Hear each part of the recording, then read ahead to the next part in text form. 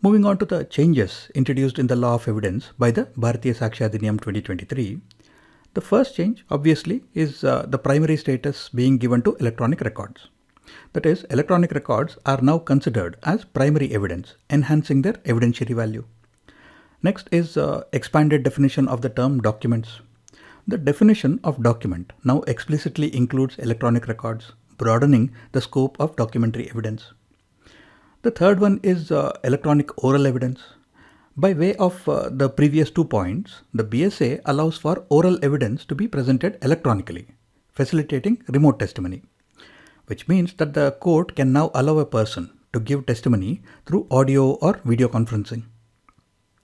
Then there is the recognition of digital signatures, wherein the BSA provides a legal framework for the admissibility of digital signatures and evidence.